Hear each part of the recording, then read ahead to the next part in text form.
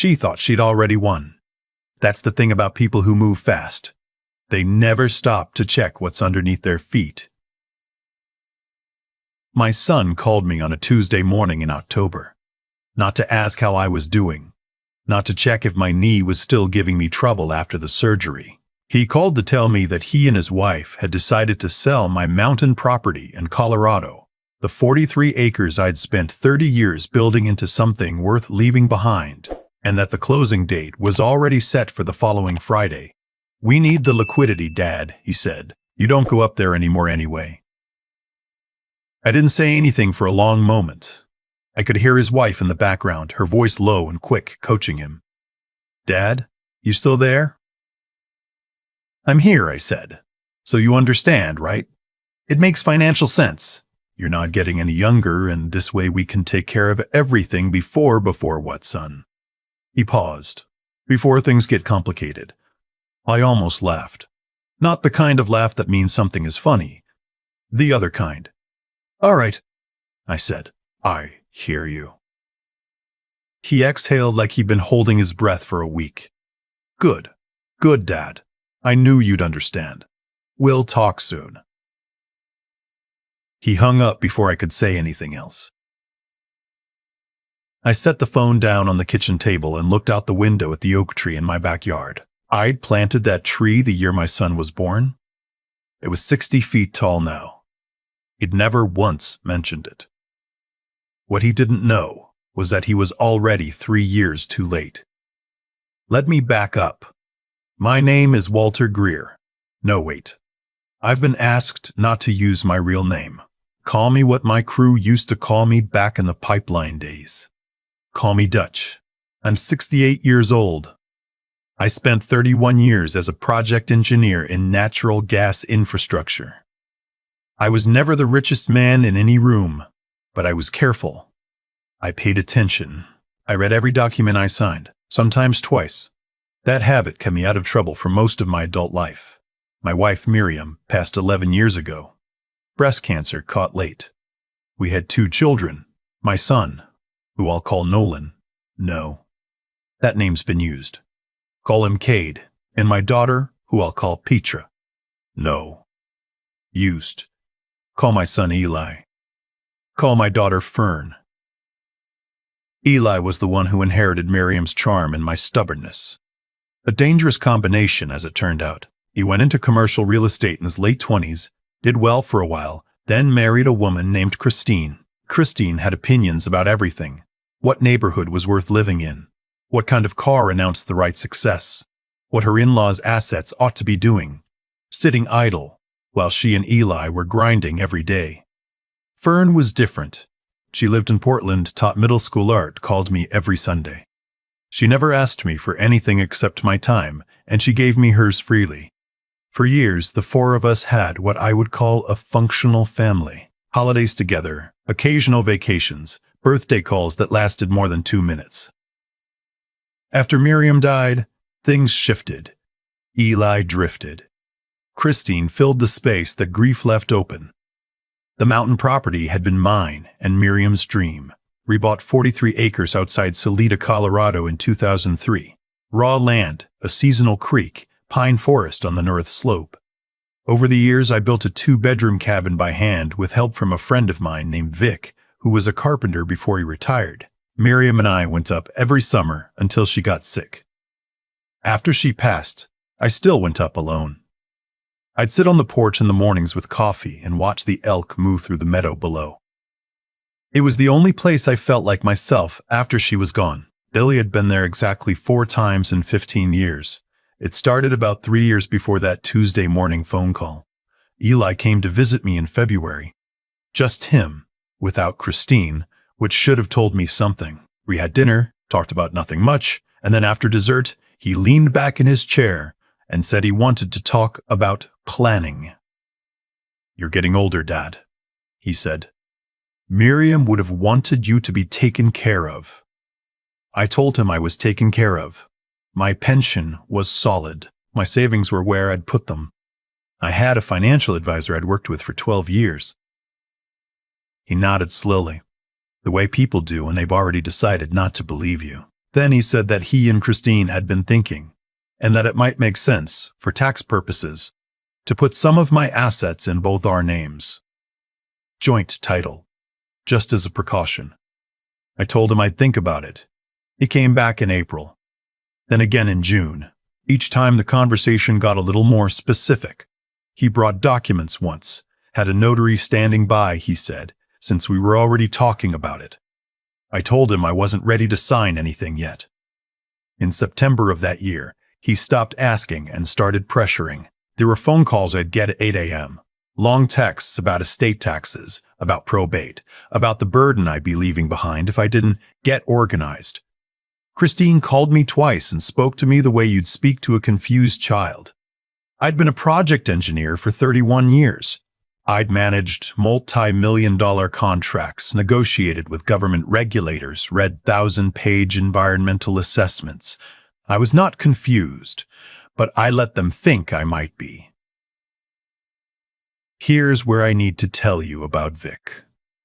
Vic Pallister. He's 73, built half a county's worth of custom homes over 40 years, and is the most quietly shrewd man I've ever met. He and I have been friends since 1989. He was there when Miriam got her diagnosis. He drove me to the hospital when I had my knee surgery because Eli forgot the date, about 2.5 years before Eli's phone call. I drove up to Salida and sat on the cabin porch with Vic and told him everything. What Eli was pushing for, what Christine had been saying, the way my son looked at me now, not like I was his father, but like I was an obstacle between him and something he'd already spent in his head. Vic listened to the whole thing. Then he said, "You need to talk to someone before you do anything else." That someone was an attorney named Gwen Storrow. She ran a small practice in Denver, estate planning, asset protection, the kind of quiet legal work that doesn't make headlines but matters enormously. A colleague of mine from my pipeline days had used her when his family situation got complicated. He said she was careful, thorough, and did not waste words. I drove to Denver the following week. Gwen listened to me for 90 minutes without interrupting. Then she asked 3 questions. The third one was, "Do you want to keep the Colorado property out of reach permanently, or do you want to use it as evidence?" I thought about Eli's voice on those 8 a.m. phone calls. I thought about Christine's tone. I thought about what Miriam would have said. "Both," I told her. Gwen smiled, just barely. Good answer. Over the next several months, Gwen and I rebuilt the legal architecture around my assets from the ground up. The mountain property in Colorado, all 43 acres in the cabin, was transferred into an irrevocable land trust with Fern named as the sole beneficiary. This was not a last-minute decision. It was documented, witnessed, filed in Chaffee County, and recorded in a way that left no ambiguity whatsoever. From the moment that transfer was complete, I no longer held title to that property. Neither did Eli. Neither did Christine. A separate asset protection trust covered my liquid savings and investment accounts. Gwen structured it so that Eli's name appeared nowhere in the chain. My financial advisor, a man named Lou Metzger, who had always been skeptical of Eli's suggestions, was read in on the changes.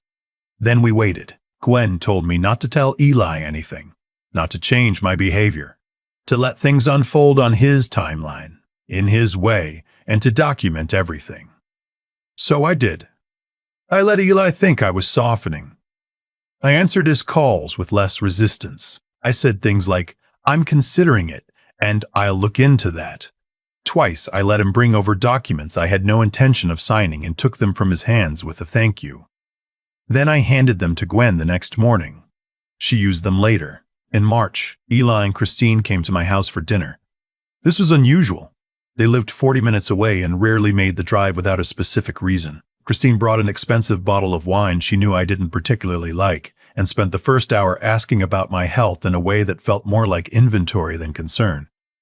After dinner, Eli said he needed to tell me something. "We're in a tough spot financially, Dad," he said. "The market has been rough. A couple of deals fell through. We need to liquidate something to cover our obligations, and we've been talking about the Colorado property." Christine jumped in. "It's just sitting there, Dutch. You never go anymore. And with land values what they are right now, You've already spoken to a broker, I said. They both stopped. I'm asking because you're using present tense, I said. You said land values what they are, not land values might be. You've already started the process. Eli's jaw tightened. We just made some preliminary inquiries about property you don't own. Dad, I'm not angry, I said, and I meant it. I'm just clarifying where we are. He tried to walk it back. He said they'd assumed, they'd only asked, it was just a conversation. Christine said I was being unfair. I let them talk themselves tired, and then I said I needed to think about it, same as always. And they left with the expensive wine unfinished on my counter. 2 weeks later, Eli called to tell me he found a buyer. He gave me a number. He said the closing was set. That was the Tuesday morning call. I said I heard him. I said all right. He hung up. I called Gwen at 8:15 that same morning. She already knew. She'd been expecting the call for months. She said, let it run. Don't contact him. Don't warn him. Let him get to the closing table. I asked if we should worry about the buyer. The buyer's going to be very surprised, she said. But they haven't been harmed by anything except bad information provided by your son. We'll make sure they're made whole. I trusted her. That Friday, the closing date Eli had set. I was sitting in my living room with coffee watching the oak tree in the backyard. My phone was on the table beside me. At 11:23 a.m. it rang. I didn't recognize the number, but I answered. Mr. Greer. A woman's voice, professional, clipped. This is the title company handling the Chaffee County property closing.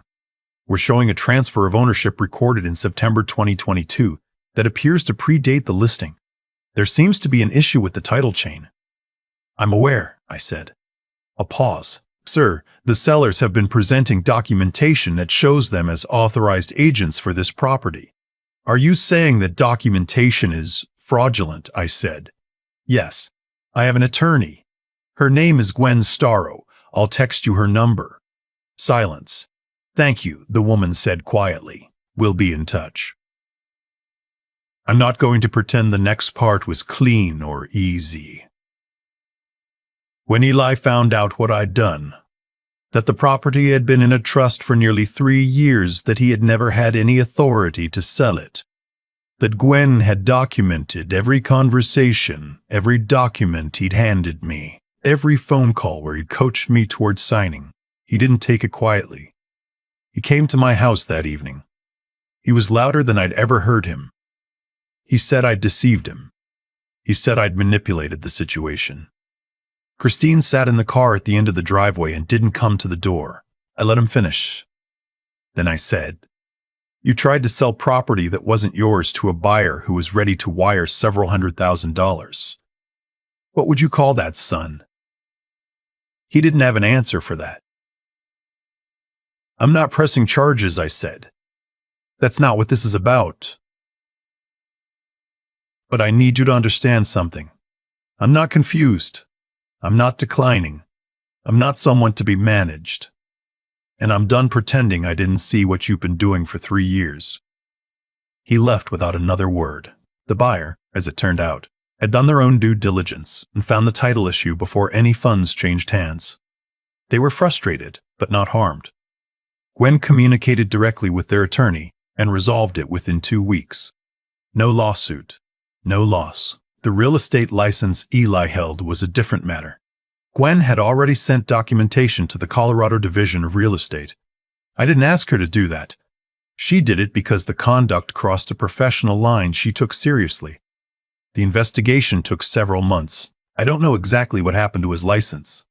I didn't follow it closely. Fern flew in from Portland when I called to tell her everything. We sat on the back porch for a long time and she didn't say much, which was right. She already knew about the trust. I told her when we set it up and sworn her to silence, and she'd kept it without complaint for 3 years. That's my daughter. She made eggs and toast that morning the same way Miriam used to, with the pepper before the salt, and we ate without talking much and watched the oak tree catch the light. I drove up to Salida 3 weeks after the closing date that never was. Vic met me there. He'd fixed the porch step that had been loose since July and left a cord of wood stacked on the south side of the cabin. The creek was running lower than usual for October, but you could still hear it from the meadow. We sat outside until the sun dropped behind the ridge. The elk didn't come through that evening, but I didn't mind. There's a watch on the table beside my bed up there. Nothing fancy. A Seiko my father gave me when I graduated from university in 1979. I'd been afraid, for a while, that it might end up in someone else's hands before I was ready to let it go. I thought about that watch more than once during those 3 years of waiting. It was still there, right where I left it. I put it on the next morning and went to sit with my coffee. The meadow was quiet. The sky was that particular blue you only get in Colorado in October, the kind that doesn't look real until you're standing inside it. I thought about what Gwen had said when we finished the paperwork, back in the beginning of all this. I'd asked her how long it might take before everything played out. She said, "Depends on how patient you are." I told her I'd waited out 16-month pipeline permitting processes. I'd managed contract disputes that dragged on for 4 years. I'd watched my wife spend 8 months fighting something the doctors said would take 3. "I can wait," I said. She nodded and closed her folder. "I can wait." People ask me sometimes if I feel guilty about not warning Eli sooner. About letting him walk all the way to a closing table before the floor gave out underneath him. I don't. And I've thought about it enough to know why. What Eli was doing didn't happen in a single phone call. It happened over 3 years of small moves. A document here, a pressure campaign there. A Tuesday morning call that was really just the last step in something he'd been building for a long time. If I'd confronted him at the first sign of it, he would have apologized, backed off, and waited 6 months before trying again with a different angle. I know my son. That's not a comfortable thing to say, but it's true. The decision I made, to act quietly, to build the legal structure first and let the consequences arrive on their own, wasn't revenge. I want to be clear about that. Revenge would have meant I wanted him to suffer. What I wanted was for the situation to resolve itself honestly, without me having to shout at anyone or threaten anyone or become someone I didn't recognize. Gwen gave me a path that let the truth do the heavy work. I just had to stay out of its way. What I've come to believe, after 68 years, is that the worst thing you can do to someone who is operating dishonestly is to stay accurate, stay patient, stay clear about what you know and what you've documented. Most people who are trying to take advantage of you are counting on you to either not notice or not be willing to act. When you remove both of those assumptions quietly and completely, there's nothing left for their plan to stand on. Eli had real estate training. He understood contracts. What he didn't understand was that I did too, and that I'd been doing it longer, under harder conditions, with higher stakes. He'd watched me get older and decided that meant I'd gotten slower. That's a mistake a lot of people make about their parents, and it rarely ends well. The harder thing, the thing I still sit with, is Fern. She carried that secret for 3 years without flinching. Never a hint, never a slipped word at a family dinner, never a moment where she tried to manage the situation herself. She just trusted me and waited. I don't take that lightly. That kind of steadiness in a person is rarer than most people realize, and it doesn't come from nowhere. It comes from knowing who you are and deciding that your integrity matters more than the short-term relief of letting something out. I think about Miriam when I think about all of this.